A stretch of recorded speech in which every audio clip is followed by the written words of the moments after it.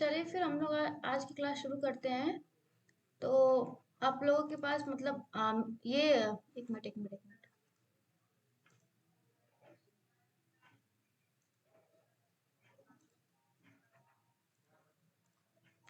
ये क्लियर दिख रहा है ना आप लोग को?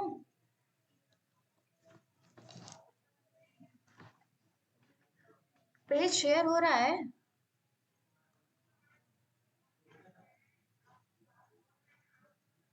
कोई बोलिए।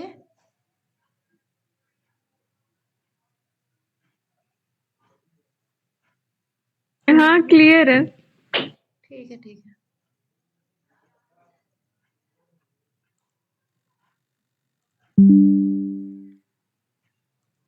तो फिर मतलब हम लोग शुरू करते हैं। ये नामकरण वाली बात तो हो गई थी, क्या कहते हैं, जब हम लोग क्या वो साहित्य इतिहास से बात कर रहे थे, नामकरण से हम लोग बात किए थे। पर फिर भी एक बार हम लोग इसको रिपीट कर लेते हैं। जैसे कि इसमें कुछ है नहीं, आप लोग मतलब इसमें जैसे ये हुआ था, इसमें थोड़ा विवाद था कि प्रारंभिक और आरंभिक वाले में। इस वाले किताब में आप देखेंगे दोनों में दोनों प्रारंभिक ही दिया हुआ, आरंभिक नहीं दिया है। तो वही इस वाली बात को थोड़ा सा मतलब आप लोग इसमें इसको याद करने की जरूरत नहीं है, ये सवाल नहीं आएगा। चारण काल याद रखिएगा, क्योंकि जॉर्ज जॉर्ज गेश ने चारण काल कहा है। महावीर द्विवेदी जी ने आदि काल को बीज वपन काल कहा है। रामचंद्र शुक्ल ने वीर गाथा काल कहा है। इसको आप लोग और इसको तो आप लोग को याद ही रखना है। उसके बाद राहुल सांकृत्यायन ने क्या कहते हैं, सिद्ध सामंत काल कहा है। फिर उसके बाद आप आएंगे तो राजकुमार वर्मा ये आदि काल को दो भागों में विभाजित करते हैं। पहले को संधि काल नहीं, पहले चारण काल कहते हैं। नहीं नहीं, पहले को संधि काल कहते हैं, क्योंकि उसको वो अपभ्रंश और कहीं ना कहीं हिंदी का वो संधि हो जाता है, वहां पे संक्रमण कर रहा है, तो इसलिए इसको संधि काल कहते हैं। उसके बाद जो रासो काव्य में चारण की परंपरा चल रही थी, इस कारण इसको चारण काल कहते हैं। उसके बाद हजारी द्विवेदी आदि काल कहते हैं। इसके बाद इधर आप लोग अगर चाहें तो याद कर सकते हैं, ना चाहें तो इधर छोड़ भी सकते हैं, इधर उतना कोई महत्वपूर्ण है नहीं। तो उसके बाद फिर हम लोग, आप लोग के पास किताब है ना सबके पास? उसके बाद फिर हम लोग जब इधर आगे आते हैं, तो बात प्रथम कवि की होती है। तो आप लोग ये देख लीजिएगा, क्योंकि ये सवाल आता है प्रथम कवि ये भी आता है कि हिंदी के प्रथम कवि कौन बना था, और उसके प्रस्तोता कौन थे, कौन मतलब ये दिया था कि ये हिंदी मतलब किसके अनुसार कौन हिंदी के प्रथम कवि माने जाते हैं। तो शिव सिंगर पुष्पदन को मानते हैं। गणपति चंद्र गुप्त को गणपति चंद्र गुप्त शाल्वर शूरी को मानते हैं। राम कुमार वर्मा स्वयंभू को मानते हैं। राहुल संकृत्यान सरहबा को मानते हैं, और द्विवेदी जी अब्दुल रहमान को मानते हैं। लेकिन एक तरह से सब हिंदी का प्रथम कवि सरापा को ही माना जाता है, अगर सर्वसम्मत मत देखा जाए तो इसको भी ध्यान रखिएगा आप लोग कि सरापा को राज संहिता जी ने माना है, लेकिन हिंदी का प्रथम कवि माना उन्हीं को जाता है, सरापा को। बाकी मतलब आप लोग याद रखिएगा। उसके बाद फिर आगे आते हैं, तो हिंदी की प्रथम रचना वाली बात आती है। तो देवसेन कृत श्रावक चार को हिंदी की प्रथम रचना माना जाता है। तो ये सब मतलब तथ्य हैं, जिसको आप लोग एक बार देख लेंगे तो याद रहेगा।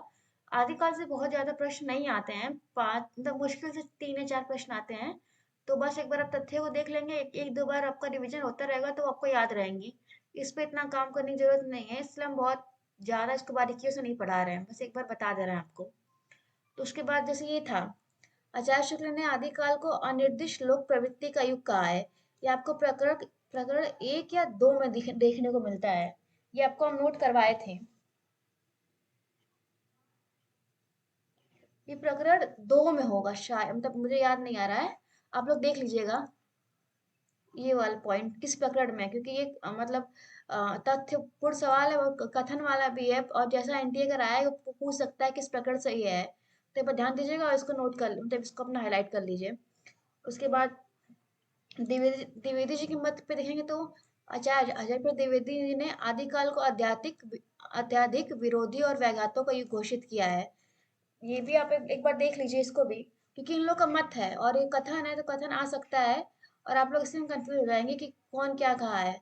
तो ध्यान दीजिएगा। और शुक्ल जी का ये कथन तो आप लोग नोट किए थे कि उस समय जैसे गाथा कहने से प्राकृत का बोध होता था, वैसे दोहा या दोहा कहने से अपभ्रंश का पद समझा जाता था। तो शुक्ल जी का कथन तो आपको पता है कितने महत्वपूर्ण होते हैं, तो ये बस को भी ध्यान दीजिएगा। उसके बाद फिर आप लोग आएंगे तो द्विवेदी जी का कथन है। शुक्ल जी और द्विवेदी जी के कथनों को आप ध्यान से देख लीजिएगा। इनका कथन है कि दोहा या दुहा अपभ्रंश का अपना छंद है, उसी प्रकार जिस प्रकार गाथा प्राकृत का अपना छंद है। ये सवाल भी काफी मतलब बहुत बार आया हुआ है, तो आप लोग को देखना होगा, ये देख लीजिएगा। उसके बाद द्विवेदी जी का अगला आता है जो वो कहते हैं कि इस प्रकार 10वीं से 14वीं शताब्दी तक का काल, जिसे हम हिंदी का आदिकाल कहते हैं, वास्तविक दृष्टि से अपभ्रंश का ही बढ़ाव है। ये प्रश्न भी आता रहता है। और फिर आप लोग को पता है कि हरिहर द्विवेदी ने आदिकाल की संज्ञा हरिहर द्विवेदी जी ने ही दी थी। उसके बाद फिर जो ये वाला कथन है, ये आपको जल्दी मिलता नहीं है, और ये पूछा हुआ प्रश्न है, ये वाला कथन जो है कि डिंगल कवियों की वीर गाथाएं, निर्गुणिया संतों की वानियां, कृष्ण भक्त या रागानुमा भक्ति मार्ग के साधकों के पद, राम भक्त या वैदिक भक्ति मार्ग के उपासकों की कविताएं, सूफी साधना से पुष्ट मुसलमान कवियों के तथा ऐतिहासिक हिंदी रोमांस और रीति काव्य, ये 6 धाराएं अब ये 6 धाराएं अपभ्रंश कविता का स्वाभाविक विकास है। आप लोग एक बात बता दें कि जो हजारी प्रसाद द्विवेदी कथन आदिकाल को लेकर रहे हैं, तो आप लोग ये चीज देख सकते हैं कि जो ये क्या कहते हैं, जो निर्गुणिया शब्द है ना, इसका प्रयोग द्विवेदी जी बार बार किए हैं। तो अगर आप लोग को मतलब दिक्कत होती भी है, तो आप लोग यहाँ से एक बार देख सकते हैं। यहाँ से मतलब आप लोग थोड़ा सा समझ सकते हैं, अगर निर्गुण्य शब्द का प्रयोग होता है तो आप लोग द्विवेदी जी पे का मतलब लगा सकते हैं, अगर प्रश्न में आता है तो इस सब थोड़ा ध्यान दीजिएगा। उसके बाद इस देखो मतलब इधर नहीं है, इसको छोड़ दीजिए। और इसी साथ आप लोग एक बार एक और नोट कर लीजिए, बच्चन सिंह का एक कथन है, हम बोल दे रहे हैं, आप लोग नोट कर लीजिए, और जिसके पास है वो बच्चन सिंह, एक मिनट, पेज नंबर 26 खोल लीजिए, हिंदी साहित्य का दूसरा इतिहास का, जिसके पास भी है। और जिसके पास नहीं है वो लोग एक बार नोट कर लें, हम बोले, आप लोग नोट कर रहे हैं ना, बोले हम, कोई बोलिए, या टाइप ही कर, हाँ हाँ हाँ। हाँ हाँ। तो ये है, इनका कथन है बच्चन जी का कि दोहा अपभ्रंश का खास छंद है। एक बार बोल दो ना, जिस तरह गाहा कहने से प्राकृत का बोध होता है, उसी प्रकार दोहा कहने से अपभ्रंश का। अपभ्रंश में वीर, श्रृंगार, नीति और धर्म, इतना बस ध्यान हम बताते हैं। इतना लिखिए कि दोहा अपभ्रंश का खास छंद है। हो गया।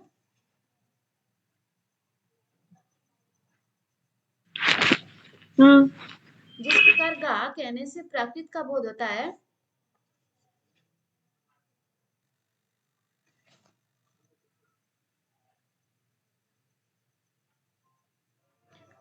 उसी प्रकार दोहा कहने से अपभ्रंश का। इतना लिख के बच्चन सिंह आगे लिख लीजिए, डॉक्टर बच्चन सिंह, हिंदी साहित्य का दूसरा इतिहास।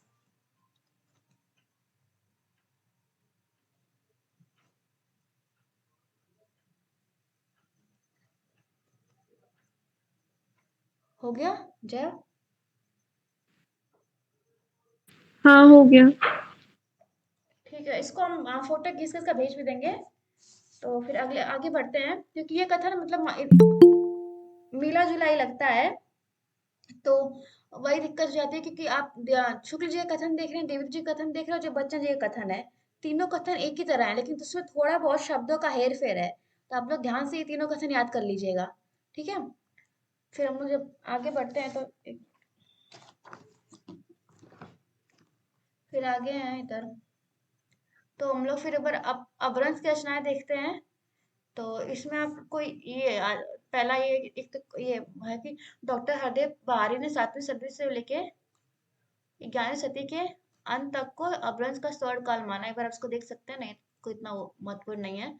उसके बाद ये आपका है, देखिए, ये पेपर में आया था कि अपभ्रंश में 3 प्रकार के बंध मिलते हैं, दोहा बंध, पधड़िया बंध और गे पद बंध। तो ये आ सकता है, जैसे यहाँ पे दिया हुआ है कि अपभ्रंश का चरित काव्य पतदड़िया बंद में लिखा गया है, तो ये प्रश्न आ सकता है कि अपभ्रंश में जो चरित काव्य थे वो किस बंद में लिखे रहते थे, तो उसका उत्तर होगा पदड़िया बंद। और शायद एक पदड़िया बंद के बारे में आपको बता देते हैं, इसमें क्या होता है। ये मतलब इस इसके प्रत्येक चरण में क्या कहते हैं, 16 मात्राएं होती हैं, और पधड़िया में 8-8 पंक्तियों पर धत्ता दिया जाता है। जैसे कि हिंदी के दोहा चौपाई में रहता है, वैसे क्या कहते हैं, पधड़िया में क्या आप उसी किताब पे लिख लीजिए कि इसमें 16 मात्राएं होती, पधड़िया के प्रत्येक चरण में 16 मात्राएं होती हैं, और पदड़िया में 8-8 पंक्तियों पर धत्ता दिया जाता है। तो ये इसका एक क्या कहते हैं विशेष आपका वो है, विशेषता है पदड़िया बंद की। उसके बाद इसके बाद फिर ये भी यहाँ पे भी दिया कि पदड़ी 16 मात्राओं का छंद है। इसमें लिखे जाने वाले काव्यों को पदड़िया बंद कहा जाता है। पदड़िया बंद में पद्धरी छंद का प्रयोग होता है, ये देख लीजिएगा। उसके बाद चरित काव्यों में पदड़िया, यहाँ पे दिया पदड़िया छंद की 8-8 पंक्तियों के बाद धत्ता जो देता है जिसे कड़वक कहते हैं। तो इसको थोड़ा सा आप लोग ध्यान से याद रखिएगा। फिर उसके बाद हम लोग आते हैं जो हिंदू पे।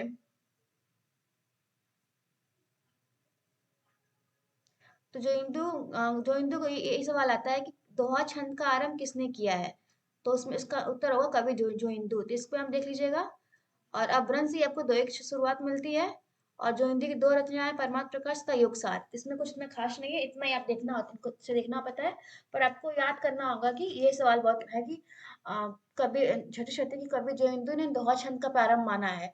तो जो हिंदू से दोहा छंद का आरंभ माना जाता है, इसको आप लोग एक बार ध्यान से तब याद रखिएगा।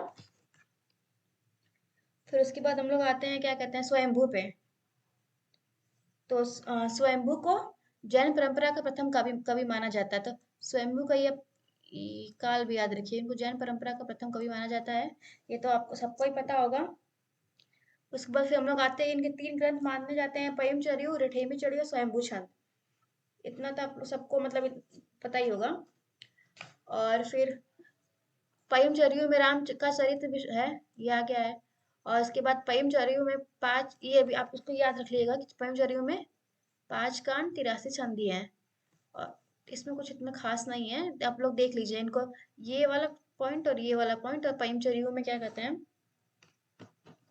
राम के चरित्र का विस्तार मिलता है। उसके बाद फिर हम लोग इधर आते हैं तो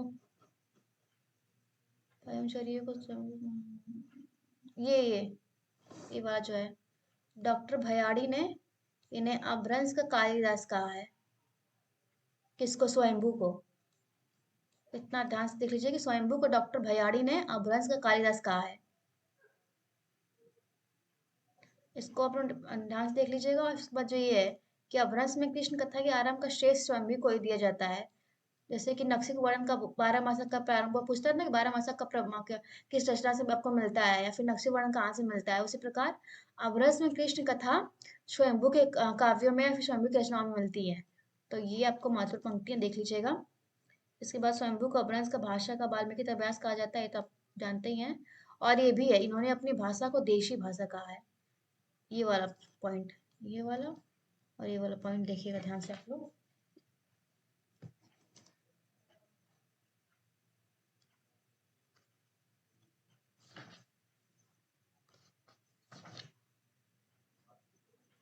उसके बाद फिर हम लोग पुष्पदंत पे आते हैं। तो पुष्पदंत बोलते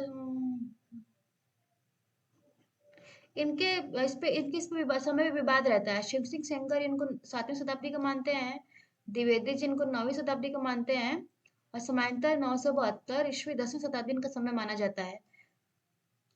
तो इस पे ध्यान दीजिए क्योंकि ये भी विवादास्पद कई इसके हैं, तो ये सवाल पूछ सकता है। या फिर इसको आप क्या क्या कहते हैं, जो मिलान वाले प्रश्न में भी दे सकता है। तो इस पे ध्यान दीजिएगा। उसके बाद आपको इनकी भी 3 रचनाएं मिलती हैं, तिरछठी महापुरुष गुणालंकार, लय कुमार चरियो और जसार चरियो। महापुराण में तिरछठ महापुरुषों का वर्णन, इसको देख लीजिएगा।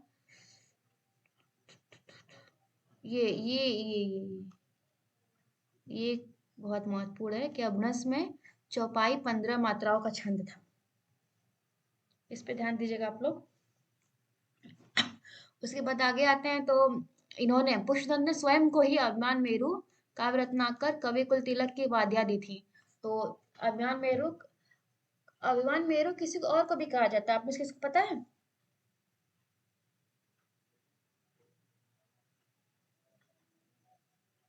शायद विद्यापति को भी अभिमान मेरु की संज्ञा दी जाती है।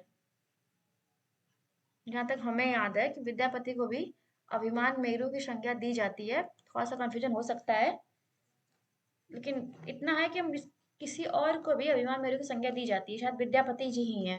थोड़ा सा कंफ्यूजन है, हमको उतना हमको तो बहुत बहुत श्योर नहीं है, जहाँ तक हमें याद है।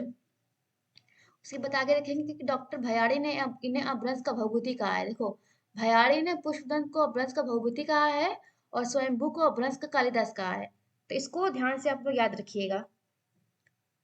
और इसके बाद यहाँ तक सब ठीक है ना? कुछ और मतलब किसी को पूछना वूछना है तो कहना हो तो ठीक है, फिर हम लोग आगे देखते हैं। हम्म। और शुक्ल देखो, इनके पुष्पदंत के 3 ग्रंथ हैं, 3 रचनाएं हैं, त्रिशठी महापुरुष गुणालंकार, डाकुमाचार्य, जसाचार्य। लेकिन उसके बाद हम लोग आगे आते हैं तो रामचंद्र शुक्ल इनके 2 और ग्रंथों का उल्लेख किया है शुक्ल जी ने। आदि पुराण और उत्तर पुराण, और इन दोनों को चौपाई में रचित बताया है। इसको भी आप लोग एक बार देख लीजिएगा कि इनके 2 ग्रंथों का उल्लेख रामचंद्र शुक्ल जी ने किया है, आदि पुराण और उत्तर पुराण। और इन दोनों में मतलब एक तो आदि पुराण और उत्तर पुराण दोनों चौपाई चौपाई छंद में रचित हैं। उसके बाद हम लोग आगे आते हैं तो कुछ उनकी रचनाएं आपको धार्मिक इससे इसको इतना मतलब नहीं है। इसके बाद जो ये दोनों पॉइंट है, डॉक्टर तगारे ने पुष्पदंत की भाषा को मराठी की जननी कहा है और शोषी सेंगर ने इन्हें भाखा की जड़ कहा है। ये मतलब मराठी वाला तो उतना नहीं पूछता, पर ये भाखा की जड़ ये सवाल कई बार पूछता है। तो आप लोग इस तथ्य पे एक बार ध्यान दे दीजिएगा। उसके बाद धनपाल में आते हैं। धनपाल की रचना भविष्य कहा है, उसका संपादन डॉक्टर, ये 2 आप लोग याद रखिएगा। धनपाल को मुंज मुंज उस टाइम के राजा थे मुंज।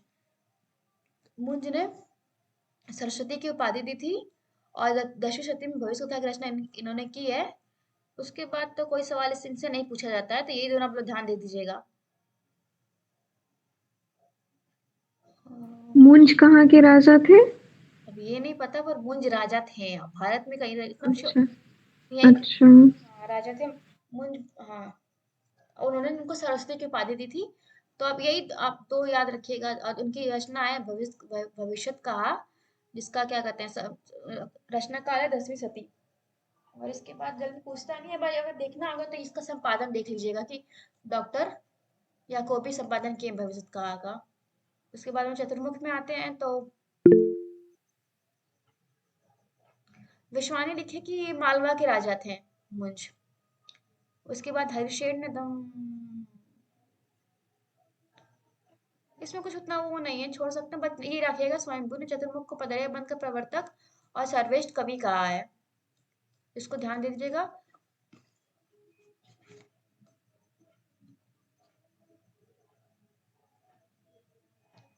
और फिर शुक्ल ये बच्चन जी भी लिखे हुए हैं कि चतुर्भुज ने पदरिया का प्रयोग किया है। तो आप लोग इस वाले ये वाले तथ्य पर ध्यान दीजिएगा कि स्वयंभू ने चतुर्मुख को पदरिया बंद का प्रवर्तक और सर्वश्रेष्ठ कवि कहा है। और बच्चन जी की किताब में भी लिखा हुआ है कि चतुर्भुज ने पदरिया बंद का प्रयोग किया है। तो आप लोग उस पर ध्यान दीजिएगा। उसके बाद हम लोग जिंदल सूर्य पे आते हैं तो इनसे क्या कहते हैं, रास काव्य परंपरा का परिवर्तन होता है।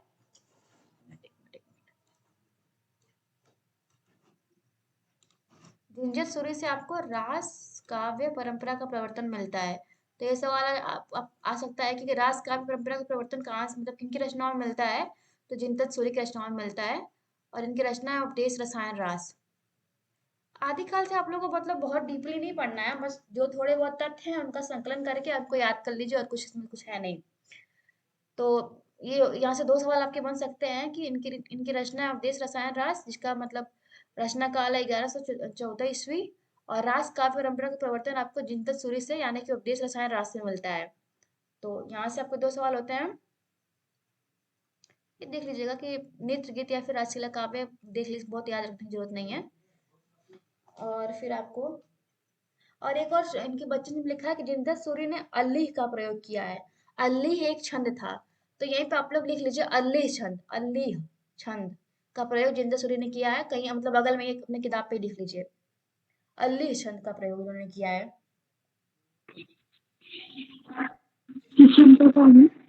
हाँ,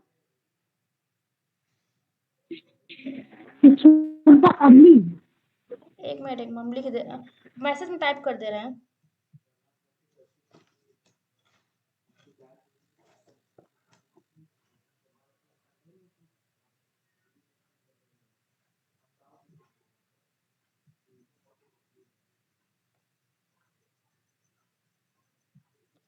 मैसेज में सेंड कर दिए हैं अल्लीह, अल्लील, हाँ अल्लील। इस छंद का प्रयोग इन्होंने क्या कहते हैं जिंदर सूद ने किया है। ये मतलब बच्चन जी की किताब में लिखा हुआ है, तो उसको आप लोग लिख लीजिए।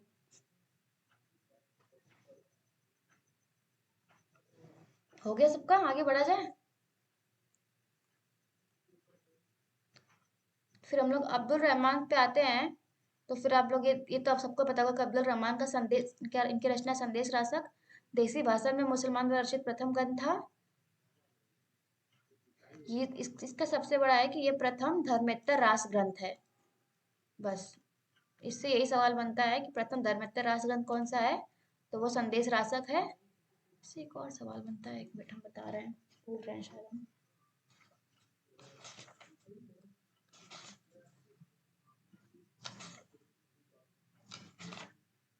अभी याद नहीं आ रहा, ऐसे कुछ और भी संदेश रासक से, पर याद नहीं, मुझे नहीं आ रहा।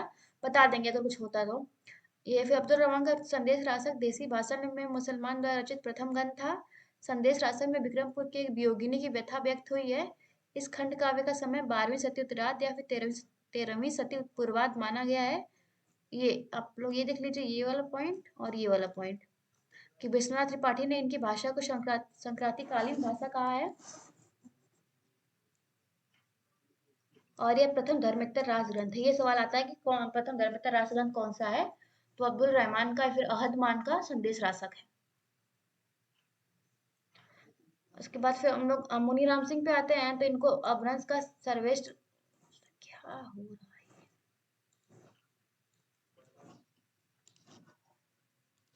इनको अपभ्रंश का सर्वश्रेष्ठ रसवादी कवि माना जाता है।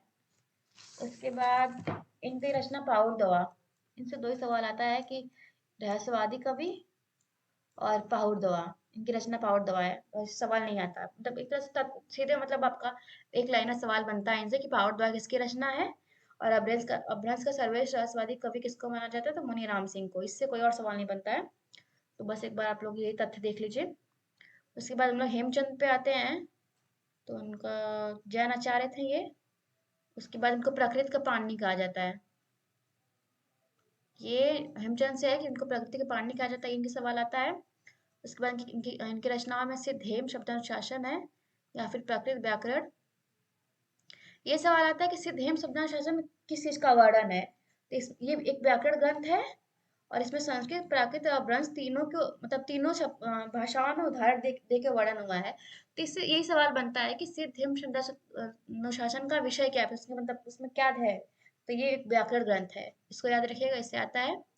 इसके बाद इनकी दूसरी रचना है कुमार पालचरित, इसका है प्राकृत काव्य है।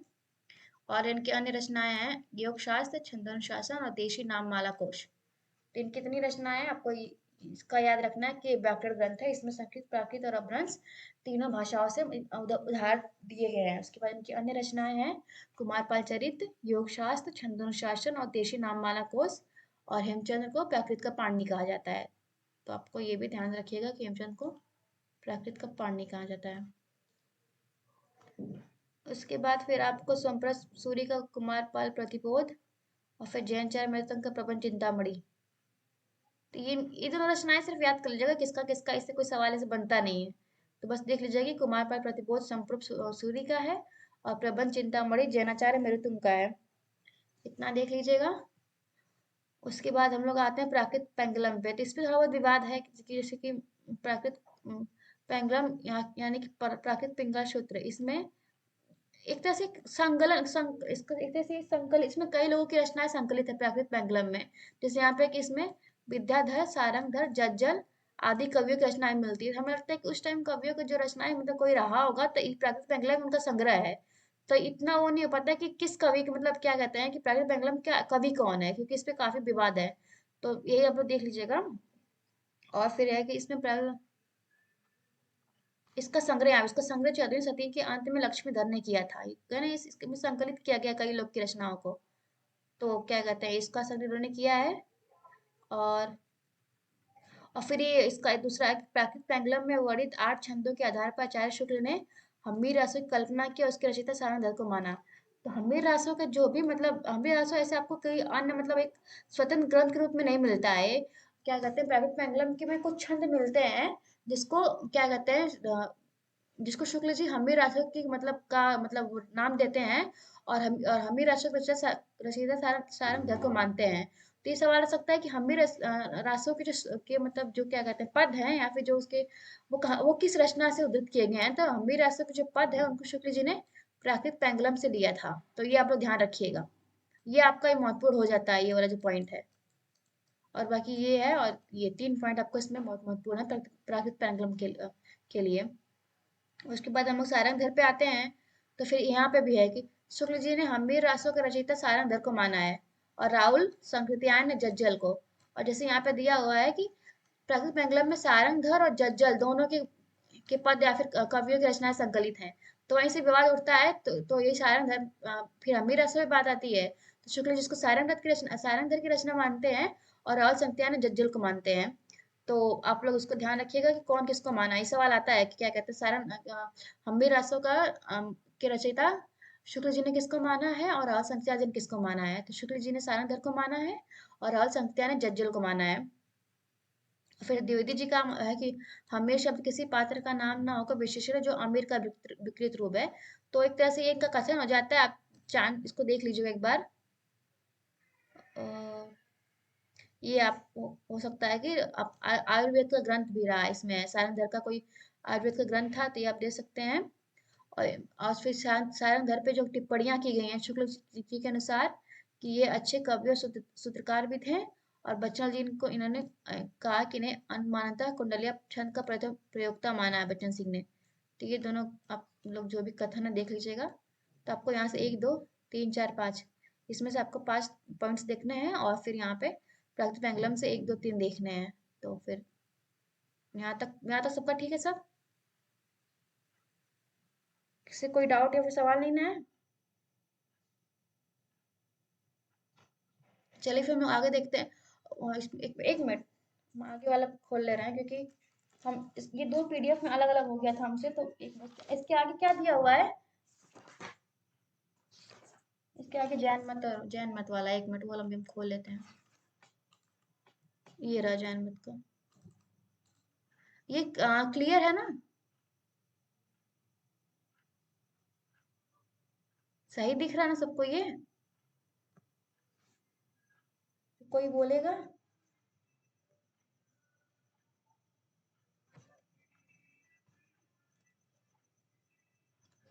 आप लोग को कौन सा पेज दिख रहा है?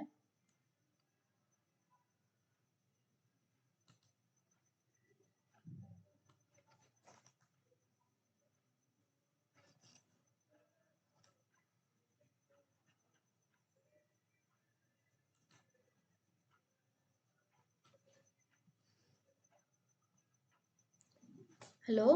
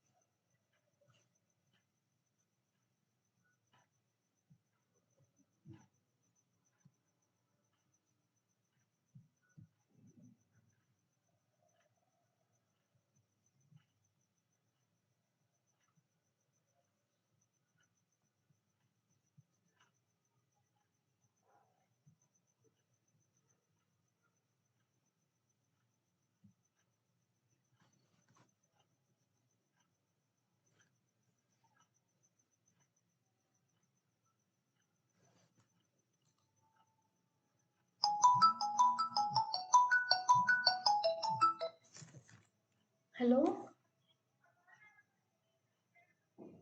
यार मेरा नेटवर्क ही नहीं, बिल्कुल नेटवर्क ही ना, मेरे फोन में ना, फोन में नेटवर्क ही नहीं आ रहा मेरे। नहीं तुम डालो, मेरा तुम बात मतलब नेटवर्क मेरे फोन से व्हाट्सएप मैसेज ही नहीं जा रहा। हम कब से पढ़ा रहे हैं, अभी हम